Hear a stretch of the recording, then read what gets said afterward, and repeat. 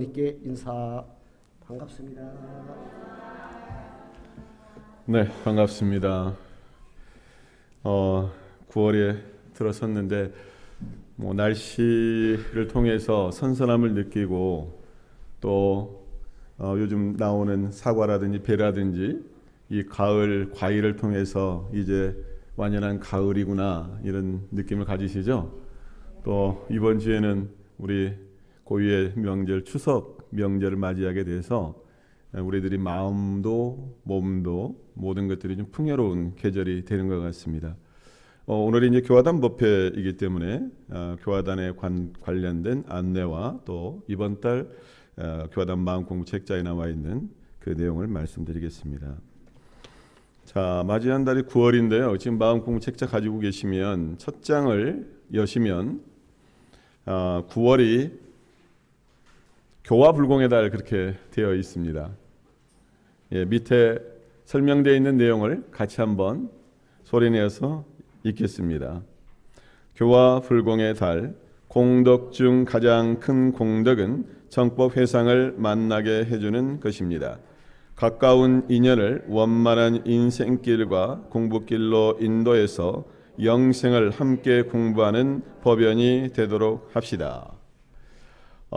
저희 교당 입장에서 봤을 때 교화불공의 달이라고 하는 이 명제, 이 제목이 아주 중요한 것 같습니다. 우리 교도님들도 그러시죠? 자, 새 교당을 짓고 우리가 무엇을 할까? 우리가 무엇을 해야 되나? 라고 했을 때 우리는 이제 교화불공을 해야 된다 라고 하는 것이 우리의 당면 과제입니다. 제가 최근에 우리 이문교당에서 가장 아름다운 모습을 요즘 일주일에 한 번씩 보고 있는데요. 궁금하시죠? 어떤 것이 가장 아름다운 모습일까? 박덕희 교무가 바라보는 아름다움은.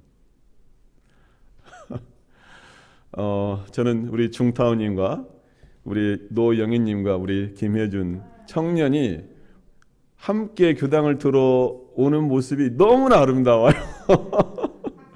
예, 박수 한번 쳐드리세요. 예. 3대가 함께 신앙생활을 한다는 것, 그리고 법회 출석을 한다라고 하는 것이 흔한 일은 아니지만 앞으로는 우리 교당에서도 흔히 볼 수 있는 그런 광경이 됐으면 좋겠다. 그래서 그 아름다운 장면이 한 장면이 아니라 수많은 아름다운 장면들이 계속해서 나오면 좋겠다라고 하는 것이 저의 소망이고 우리 교도님들이 함께 꿈꾸는 우리 교당의 모습이라고 생각합니다. 그리고 또 오늘 우리 하사님과 하타오님의 둘째 아드님인 우리 네, 이름도 오래간만에 불러보니까 우리 서완성 씨가 법회에 참석을 했고 우리 하타오님이 그러시더라고요. 우리 완성 씨가 새 교당을 지면 같이 나오기로 했다. 그래서 이제 9월 달부터 나오기 시작해서 오늘 첫 번째로 함께 했는데요. 우리 또 하타오님과 하사님 그리고 또 우리 완성 씨 또 아름다운 이 가족을 위해서도 박수 한번 부탁합니다. 네.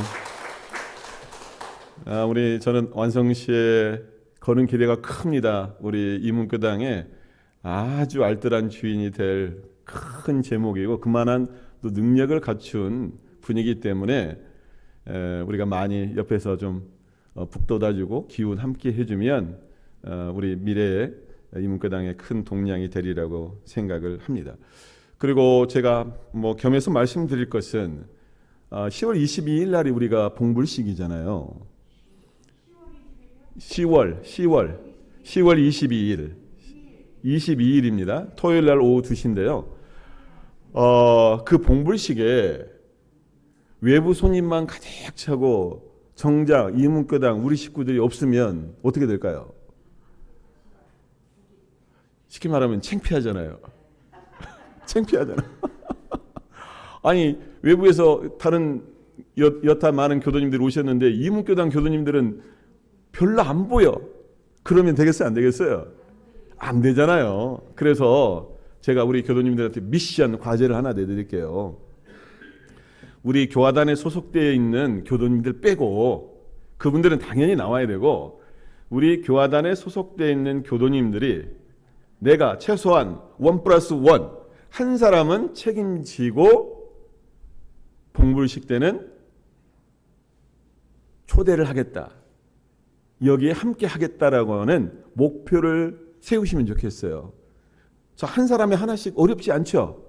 아니 뭐 2명, 3명이면 더 좋지만 최소한 내가 봉불식 때만은 진짜 나올 수 있는 사람, 그리고 앞으로 나올 가능성이 있는 주위의 인연들을 꼭 초대해서 우리 교당이야 여기가, 자랑도 하고 앞으로 우리가 함께 공부했으면 좋겠다, 이렇게 하는 마음을 좀 했으면 좋겠습니다. 우리가 교당을 지니까요, 주변의 교무님들이 우리 이문교당을 방문합니다. 그리고 또 제가 아는 사람들이 방문을 해요. 그래서 참 좋다고 말씀들을 하세요. 그런데 저는 어떤 기분이냐면 막 자랑하고 싶어. 우리 이문교당을 자랑하고 싶어요. 그런데 우리 교도님들이 앞으로 뭐 꼭 봉불식뿐만이 아니라 이 교화 불공의 자리잖아요. 그러니까 우리 교당을 다른 누군가에게 좀 드러내고 자랑하고 싶은 그 마음을 가지셔서 한번 우리 이문교당 법회 한번 가자, 이렇게 주변에 권유도 하고 또 같이 손잡고 나올 수 있는 그런 시간이 됐으면 좋겠다. 이것이 언제다? 9월 교화 불공의 달을 맞이해서 그렇게 하자는 얘기죠. 자신 있으시죠? 꼭 그렇게 해야 되겠죠? 네, 그렇게 하시리라고 믿습니다. 자, 이번 달이 저희가 공부할 부분이 일상생애 요법 8조입니다. 8조 다 아시죠? 가르칠 줄 모르는 사람을 잘 가르치는 사람으로 돌리자. 우리 교리적으로 보면 4요 중 어디에 해당됩니까? 타자녀 교육에 해당이 됩니다. 그런데요, 사요에서 밝히고 있는 타자녀 교육과 일상수행의 요법에서 밝히고 있는 가르칠 줄 모르는 사람을 잘 가르치는 사람으로 돌리자, 이것은 그 내용을 담고는 있지만 이 일상수행의 요법이 좀 더 생활적이고 실천적이고 광범위한 포괄적인 가르침에 대한 내용을 담고 있습니다. 근데 오늘은 여기에 대해서 아주 우리 교도님들이 많은 걸 아시기 때문에 중요한 몇 가지만 말씀을 좀 드리려고 합니다. 또 이 시간 끝나고 어딜 또 가야 되신 분들이 또 있다고 해서 최대한 빨리 마무리를 해볼게요. 자, 배움이 먼저입니까? 아니면 가르침이 먼저입니까? 배움과 가르침. 선후로 말하면.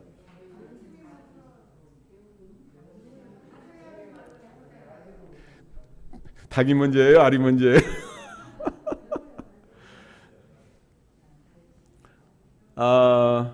그것은 어디 입장에 서느냐에 따라서 배움이 먼저일 수도 있고 가르침이 먼저일 수도 있지만 제가 우선 말씀드릴 곳은 뭐냐면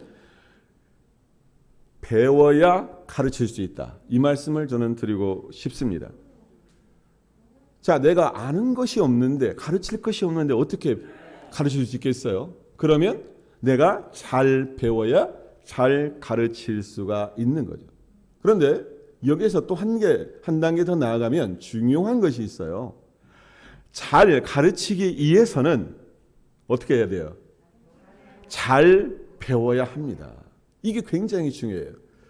잘 가르치기 위해서는 그냥 가르치는 정도가 아니라 잘 가르치기 위해서는 어떻게 해야 된다? 잘 배워야 한다. 자, 우리 이제 지도인으로서 준비할 요법이 있죠. 거기에 지도받는 사람 이상의 지식을 가질 것이요라고 했죠. 그랬잖아요.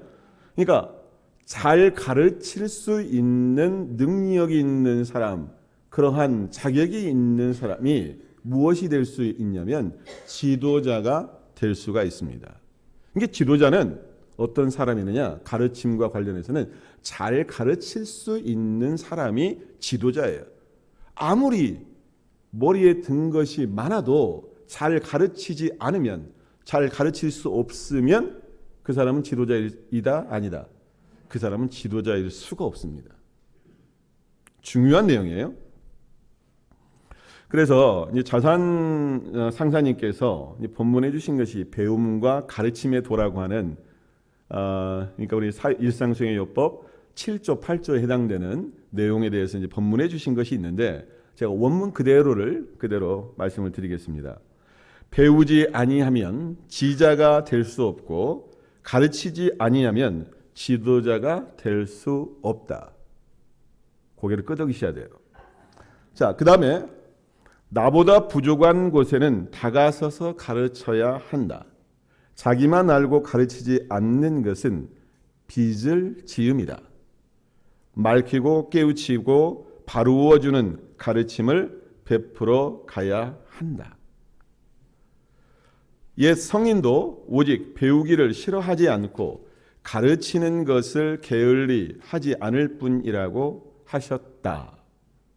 그렇게 말씀을 본문에 10가지 정도 되는데 제가 이제 가르침과 관련해서 선택해서 몇 가지만 소개를 했는데요. 자, 내가 가지고 있는 뭐 지식이 됐건 뭐 상식이 됐건 어떤 학문적인 것이 됐건 이것을 다른 사람한테 가르쳐 주면 내 것이 없어지나요? 내 것이 없어질까요? 내 것이 더 풍부해집니다. 이게 굉장히 중요한 말이에요. 아까운 게 아니에요. 가르친다라고 하는 것이. 근데 저는 이제 그런 생각을 해봐요. 이 배움의 나눔, 가르친다라고 하는 것은 내가 아는 것을 배움의 나눔이잖아요. 배웠으면 나눈다라고 하는 것이잖아요. 근데 이 배움의 나눔이야말로 가장 큰 기쁨이고 가장 큰 복덕이고 가장 큰 공덕이고 가장 큰 행복이다. 어디 공감하세요? 네. 과거에는요, 지식이라고 하는 것이 독점되었어요. 그리고 그 지식이라고 하는 것이 권력화되고 어떤 면에서는 세습화됐습니다. 근데 아직도 그러한 것이 없어진 건 아니에요. 이게 부의 세습이라고 하는 것이 어떤 면에서는 지식의 세습, 부의 세습, 권력의 세습까지 그 맥을 같이 하고 있는 거거든요. 과거 조선시대만 하더라도 자, 양반과 보통 평민을 놓고 봤을 때 글을 배울 수 있는 사람 그리고 글을 가르칠 수 있는 사람들은 양반들이 했어요. 그런 사람들이 과거를 볼 수 있었고 관직에 나아갈 수 있었어요. 그러니까 권력과 부와 명예 많은 것들을 가질 수가 있었죠.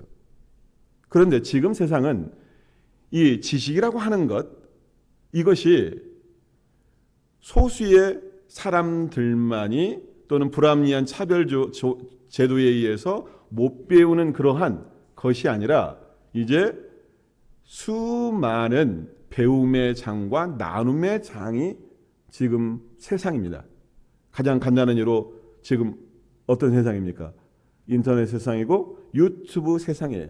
내가 배우고자 하고 또 가르치고자 하면 유튜브를 통해서 다 이것이 공유가 될 수 있다는 얘기죠. 나눔이 될 수 있다는 얘기죠. 그래서 저 같은 경우도 배우고 싶으면 뭔가를 알고자 하면 어디로 들어가요? 유튜브로 들어가 검색을 하면 아주 조그만한 일상에서부터 아주 전문적인 지식, 학문의 영역까지도 거기에 다 지금 망라되어 있어요. 전 세계적으로. 이게 배움의 장이 없어서 못 배운다라고 하는 말은 이것은 말이 되질 않아요. 자기가 배우려고 하는 마음이 없는 거죠. 가르침이라고 하는 것도 그렇습니다. 내가 알고 있는 나의 지식 이런 것을 유튜브를 통해서 올린단 말이에요. 근데 요즘에는 그것이 단순하게 그 나눈다라고 하는 그 공적인 가치 또는 공익적 가치뿐만 아니라 유튜브가 뭐가 되는 세상이 됐어요? 돈이 되는 세상이 됐어요. 거기에 구독자가 몇백만이 되고 뭐 이게 많으면 돈을 유튜버라고 그래요. 유튜버. 수 없는 많은 돈을 유튜브를 통해서 볼 수가 있는 세상이 됐어요. 이게 완전히 과거와는 다른 세상이 되었다는 이야기죠. 저는 이제 누가 그러더라고요. 제가 그전에 한번 말씀드린 바가 있는데 제가 이제 수요 공부방 때 강의할 때 또는 설교할 때 우리 교도님들이 그렇게 평가를 하세요. 가장 열정적이고 가장 행복해 보인대요.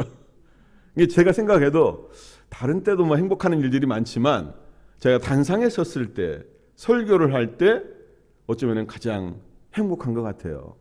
그리고 저는 또 과감하게 우리 교당의 이 법회 영상 또 제 설교 영상을 유튜브로 올리고 있어요. 아직 구독자 수는 123명밖에 안 되지만 123명밖에 안 되지만 나의 이러한 뭐 조그만한 그 이 배움이 누군가와 함께 나눌 수 있다라고 한다면 그것도 큰 기쁨이고 행복이다라고 저는 생각을 하죠. 뭐 소수일지라도 그 다음에 이제 우리가 한 번 더 생각할 것은 그러면 가르친다고 그랬는데 무엇을 가르칠 것인가? 무엇을 가르칠 것인가? 크게 영역을 생각을 해보면 자 우리의 상식, 학문, 여러 수많은 세상의 지식들을 가르칠 수가 있죠. 그런데 우리 원불교를 신앙하고 수행하는 우리 교도님들은 세상의 지식 진짜 인터넷을 검색하고 유튜브를 보면 다 얻을 수가 있어요. 그런데 그래도 진짜 중요한 가르침 중에 하나는 뭐냐? 바로 도덕을 배우고 가르치는 것, 마음 공부를 배우고 가르치는 것, 이것이 중요한 가르침이 되지 않을까 그 생각을 합니다. 근데 가르침 중에서도 가장 최고의 가르침은 뭘까요? 아니 그 내용적인 것을 말하는 것이 아니라 방법적인 걸로 네 가지 가르침을 말씀하셨잖아요. 자녀를 가르치는 데 있어서 대종사님 말씀에 의하면 행교, 그걸 뭐 행교라고 그랬어요? 행교, 언교, 엄교, 심교, 행교. 이게 지금 우리 문유수님이 말씀하신 것은 행교거든요. 자기가 실천을 통해서 몸소 보여주는 것. 그래서 우리가 솔선수범이라고 하죠. 그것이야말로 가장 큰 가르침 중에 하나일 수 있는데 거기에 더해서 우리는 어떤 가르침까지 해야 되냐면 심교까지 할 줄 알아야 돼요. 마음으로 감동을 주는, 감화를 주는, 자각을 일으켜내는 그러한 가르침이 분명히 필요하다. 이게 유태인들은 우리가 이제 교육법을 생각할 때 절대 혼내질 않는데요. 유태인들은 어떻게 하냐면 본인이 스스로 잘못된 것을 자각하도록 가르치는 것이 유태인들의 교육법이라고 하거든요. 이게 굉장히 중요하잖아요. 시간이 좀 걸리더라도 내가 스스로 뭔가가 잘못되는 것을 알았을 때 스스로 고칠 수가 있거든요. 그런데 타율에 의해서 또는 혼냄, 엄교에 의해서 하는 것은 일시적인 것 뿐이거든요. 그래서 우리가 중요한데 옛날 부처님 때도 그러고 우리 대종사님께서도 그러시고 설법을 하실 때 어떤 설법을 하시냐면 수기설법이라는 걸 하셨어요. 수기설법이란 말 들어보셨죠? 수기라고 하는 것은 기틀에 따라서 법을 설한다라는 말이 수기설법이에요. 예를 들면 자 어린이가 여기 내 앞에 있어요. 그러면 어린이한테 아주 어려운 용어를 써서 학문적인 용어를 써서 가르치려고 하면은 어린이가 알아들어요? 못 알아들어요? 못 알아듣죠. 어린이는 어린이한테 맞는 가르침을 행해야 돼요. 청소년들은 청소년들한테 맞는 가르침을 행해야 돼요. 그리고 학자면 학자에 맞는 가르침을 행하는 것이 거기에 근기에 맞는 기틀에 맞는 가르침을 행하는 거죠. 그래서 잘 가르친다라고 하는 것은 그런 겁니다. 내가 알고 있는 것은 그냥 일방적으로 전하는 게 아니라 상대방한테 맞는, 상대방이 원하는 것을 딱딱 찝어주는 것. 딱딱 찝어주는 것. 이것이 굉장히 중요하고 또 하나 이제 가르치는 사람의 입장에서 주의해야 될 것. 주의해야 될 것. 그것이 뭐냐면 우리 대종사님께서 대종경 교육품 34장에서 가르칠 줄 모르는 병에서 말씀을 하시면서 그렇게 말씀을 하세요. 아무리 지식이 많은 사람이라도 그 지식을 사물에 활용할 줄 모르거나 그것을 펴서 후진에게 가르칠 줄 모른다면 그것은 알지 못함과 다름이 없는 것이오늘 세상 사람들 중에는 혹 좀 아는 것이 있으면 그것으로 자만하고 자긍하여 모르는 사람과는 상대도 아니하려 하는 수가 허다하나니.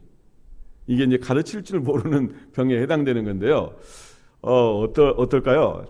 많이 아는 사람들이 크게 두 가지, 이게 꼭 병이라고 할 수 있을지는 모르겠지만 자만하는 마음이 있을 수 있죠. 나는 더 이상 배울 거 없어. 내가 최고야 하는 것이. 또 한편으로는 자기가 자긍심이 있을 수가 있잖아요. 프라이드. 박사라고 하는 위치까지 올라가는 것은 그 분야에 대해서는 전문가라는 얘기거든요. 이것은 나 스스로 자긍심을 가질 만한 일입니다. 박사라고 하는 그 위치가. 다른 사람들도 박사라고 하는, 마스터라고 하는 그 분야는 인정해 준다라고 하는 그런 입장이에요. 근데 위험한 것은 뭐냐면 그 자긍심이 자만이 될 수가 있다는 얘기예요.